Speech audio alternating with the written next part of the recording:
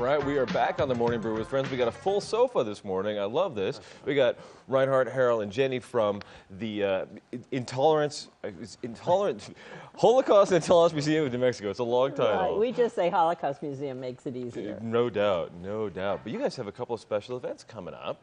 Actually, we sort of had some special events. Reinhard played a very important role, as did Harold, along with Armenian Genocide. We're co-chairman of an event that honored what some people call the Armenian Genocide, but not realizing that there were Greeks and Assyrians also. And Reinhard did a video, it's just phenomenal, and it will be at the museum from here on out. We had an opening last week, and we're really proud of it. We're proud to be partnering with other communities that have experienced genocides, as the Jews did. Right. Am I right in thinking that it's the 100-year anniversary? Exactly. Yeah. And so it's a chance to really look back and see what happened 100 years ago. And just for those viewers who aren't as up on their history like me, can you remind us what did happen 100 years ago? Well, I can speak to that. The purpose of this centennial observance that we have had is to, number one, remember the fact that 3 million people, Christians, died in this genocide. And secondly, to recognize that the same thing is going on this very day. And then we've got to resolve to try and do something about that. And our museum tries to address all of those functions. So it was during Ottoman Turkey reign, and we're careful to say Ottoman Turks because the modern day Turks it's an entirely different country after Ataturk came in. Right. And so it was basically an ethnic cleansing, but they tried to hide it as part of the World War that was going on at the time. Right. And apparently there were some Armenians that had sided with the Russians, and so it was easy to use that as an excuse. But it was really an ethnic cleansing. Yeah. So Reinhard, how did you get involved in this, and how did you make the video? What's the video about? Well, as a documentary filmmaker, I've been working with the museum, and I've had the pleasure to do so for about 2 years. And we're working on the exhibits and upgrading them to a more media and documentary-based appearance. And so it's been a more traditional museum with exhibits text on the walls and photos and text, yes. Yeah, and there's nothing wrong with that, but we want to add, another dimension. And so with this project, the video that we've installed now is a historical overview, so it gives the history of what we're just talking about. It adds the new aspect that this was not just an Armenian genocide, but it was inflicted on Armenians, Greeks, and Assyrians alike, so they all have a voice in that video. And then we're also building like an archive of oral history. So we're conducting interviews in the local community, and we find people that have their life stories indirectly connected to the event. They're the descendants, they're not the direct, they didn't experience it, but their fathers, their grandfathers, their mothers. 100 years ago, it's probably hard to find somebody. Right. Well, you never know, but. Right. Yeah. So you don't sound like a local. I'm not. Where are you from originally? I'm originally from Germany. How did you end up in Albuquerque doing video work? That is a story too long for. But we'll have you back on, and we can talk about all of that someday. But the museum has been there for a while. What do you guys do at the Holocaust Museum? Well, actually, last year we celebrated what we called our Bar Mitzvah year, 13 years. This is our 14th year. And we do have exhibits. And I do need to say, first of all, we are free. I mean, you don't have to pay to come in. We're also sustained by contributions from individuals. We have some small grants. And probably always looking for sponsors. Always looking. And so we're sort of modest, but we're proud of the fact that we just don't deal with the Holocaust, but we use the Holocaust as a springboard to teach and to talk about other ways that people have been mistreated. So we have an exhibit on Rwanda. We have an American Indian. We have various aspects of how they've been treated, American slavery. Now, let's see, what am I forgetting? We have the Greeks and the Armenians. Right. And we're looking to do some upgrading on all those exhibits. We have a lot of children that come in each year with You their guys do teachers. some great school programs too, We right? do. I think a lot of school kids come down and visit almost every day, I think, right? Well, not almost every day, but we try to have a group maybe Through every the week, school every year, other yes, week. Yeah. yes. In fact, this summer we're doing something special.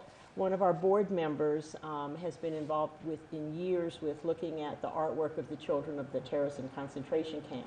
So once a month during the summer, we're going to have some workshops at the museum on Sunday afternoon, so the kids can come in and experience what art meant to the children that were in the prisons in sort of a sweet way. That's very cool. So you're at 616 Central, downtown. Correct. And it's kind of a little bit removed from the museum area in Albuquerque, but it's probably got to be a great fun spot to be, you know, just to have. We get a lot of walk-in traffic, sure, believe yeah, it or not. And if you go to our website, the parking lot across the street has been very gracious and is giving us complimentary parking. So you can get a temporary parking pass off the internet and come to the museum and park free. Just print it out and do that. Print it out and That do sounds it. very cool. Harold, how did you get involved in the museum? Well, I might say that Jennie is my wife, so I work for her. And she also tells me to clean my room. That's not bad. He doesn't do it. But I became involved in the museum when I retired, several years, quite a few years ago. And I might mention that we always need volunteers at the museum because we are a volunteer organization. And as you said, we always are looking for sponsors, both financially and as docents, and that's what I do. As a Both of docent. you are docents at the museum. Actually, I recently got involved. Harold got involved initially through an Anne Frank photographic exhibit because he liked photography and thought he would do his 2 weeks and that would be it. But Oh. he got hooked. But the thing I like about our museum is what it did to Harold. Harold had some ideas about how he felt about people and what he liked and didn't like, but being at the museum has changed him as a human being. Oh, really? Yes, really. In what ways, Harold? Well, I've become more sensitive to other people, and it has changed my life dramatically. Is it because of the exhibits, or is it because who comes in and the questions No, but they ask? it's, Or? it's a philosophical approach to life. I realize that we live our lives, we should live our lives, not for ourselves, but for other people. Yeah. Is that where the buttons came from? That's correct. Yeah, these buttons say no hate on them. I think we can get a shot of this on the camera here. And you're handing these out. Can you get these at the museum? Yes, Correct. we ask for a small contribution. And anybody can pick one of these up. There it is. Let's see, turn it right there towards the camera. Make it so, there we go. If I can orient that right. Awesome. And Reinhard, you're with this new film. It's going to be showing at the museum here for the next Right. several weeks. Is it a permanent film? It is a permanent exhibit. So we have this film, it shows on a loop, Right. and it goes with the exhibit. So it's, it complements each other, the text, the photos, the image.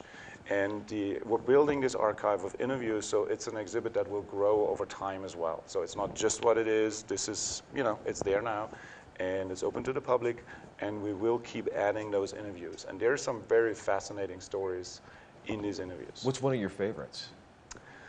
I think the favorites is stories of resilience and of hope and of overcoming incredible events in your life.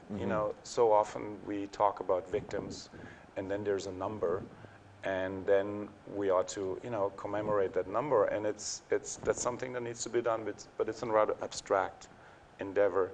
When I talk to people and they open up and they tell me about their life and how they got into an incredibly life-threatening situation where they might as well have ended dead and forgotten, but they didn't.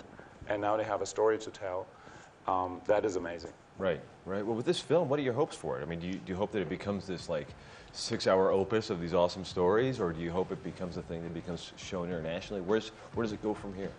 Well, I mean, first of all, it stays at the museum. That's Yeah. the starting point. But yes, I am looking at creating a version that will travel and possibly go to festivals and possibly shown on television, because Sounds like it a is plan. it is a story that is, you know, that is around, but it needs to be told, and I think we have a good angle on it. Sounds like a plan to me. Well, we'll be back in a couple of seconds. We have some folks from Bernalillo County who are going to talk to us about team coordination, and we got an alumni of the Dance, It's a Team thing joining us. We'll see if she can still remember any of the dances from back in the day on the Morning Brew with Friends.